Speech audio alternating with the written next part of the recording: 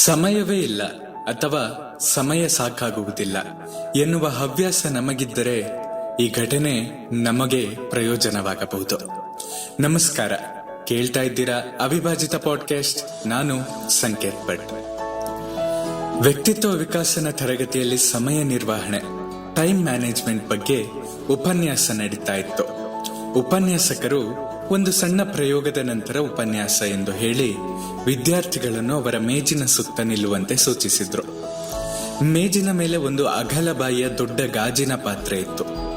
ಉಪನ್ಯಾಸಕರು ಮೇಜಿನ ಡ್ರಾಯರ್ನಿಂದ ಒಂದು ಚೀಲ ಹೊರ ತೆಗೆದ್ರು.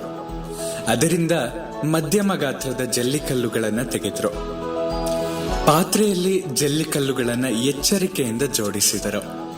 ಪಾತ್ರೆಯ ಬಾಯಿಯವರೆಗೂ ಜಲ್ಲಿಕಲ್ಲುಗಳು ತುಂಬಿದವು. ಈಗ ಪಾತ್ರೆಯಲ್ಲಿ ಖಾಲಿ ಜಾಗವಿದೆಯೇ ಎಂದು ವಿದ್ಯಾರ್ಥಿಗಳನ್ನ ಕೇಳಿದ್ರು. ವಿದ್ಯಾರ್ಥಿಗಳೆಲ್ಲ ಪಾತ್ರೆ ಜಲ್ಲಿಕಲ್ಲುಗಳಿಂದ ತುಂಬಿ ಹೋಗಿದೆ, ಖಾಲಿ ಇಲ್ಲ ಎಂದರು. ಉಪನ್ಯಾಸಕರು ಹೌದಾ ಎನ್ನುತ್ತಾ ಡ್ರಾಯರ್ನಿಂದ ಮತ್ತೊಂದು ಚೀಲ ತೆಗೆದ್ರು.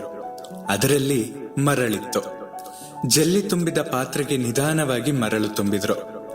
ಜಲ್ಲಿಕಲ್ಲುಗಳ ಮಧ್ಯೆ ಇದ್ದ ಖಾಲಿ ಜಾಗದಲ್ಲೆಲ್ಲ ಮರಳು ತುಂಬಿಕೊಂಡಿತ್ತು.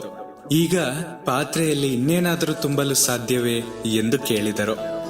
ವಿದ್ಯಾರ್ಥಿಗಳೆಲ್ಲ ಪಾತ್ರೆ ಈಗ ಜಲ್ಲಿ ಮತ್ತು ಮರಳಿನಿಂದ ತುಂಬಿ ಹೋಗಿದೆ, ಇನ್ನೇನನ್ನು ತುಂಬಲು ಸ್ಥಳವಿಲ್ಲ ಎಂದರು. ಉಪನ್ಯಾಸಕರು ನಸುನಕ್ಕು ಡ್ರಾಯರ್ನಿಂದ ಒಂದು ಶೀಶೆ ನೀರನ್ನು ತೆಗೆದು ಪಾತ್ರೆಗೆ ನಿಧಾನವಾಗಿ ನೀರು ಸುರಿಯುತ್ತಾ ಹೋದ್ರು. ಜಲ್ಲಿ ಮತ್ತು ಮರಳಿನ ಮಧ್ಯೆ ನೀರು ನಿಧಾನವಾಗಿ ತುಂಬಿಕೊಂಡಿತು. ಈಗ ಪಾತ್ರೆಗೆ ಇನ್ನೇನಾದ್ರೂ ಹಾಕಬಹುದೇ ಎಂದು ಕೇಳಿದ್ರು.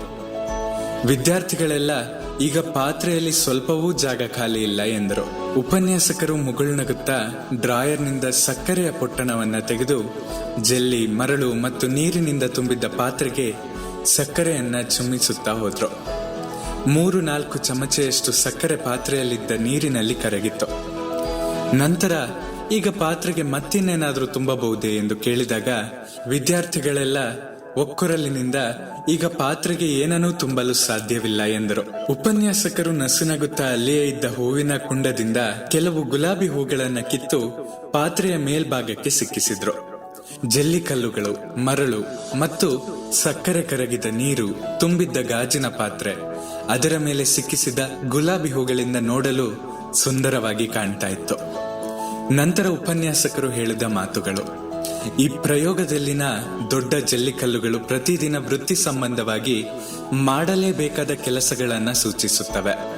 ಅವನ್ನು ಮಾಡಲು ಸಮಯವನ್ನು ಹೊಂದಿಕೊಳ್ಳಬೇಕು. ಮರಳು ನಮ್ಮ ಕೌಟುಂಬಿಕ ಕಾರ್ಯಗಳನ್ನ ಸೂಚಿಸುತ್ತದೆ. ಸ್ವಲ್ಪ ಬುದ್ಧಿವಂತಿಕೆ ಉಪಯೋಗಿಸಿದರೆ ಜಲ್ಲಿಕಲ್ಲುಗಳ ಮಧ್ಯೆ ಮರಳು ತುಂಬಬಹುದು. ನೀರು ನಮ್ಮ ಸ್ವಂತದ ಕಾರ್ಯಗಳನ್ನ ಸೂಚಿಸುತ್ತದೆ.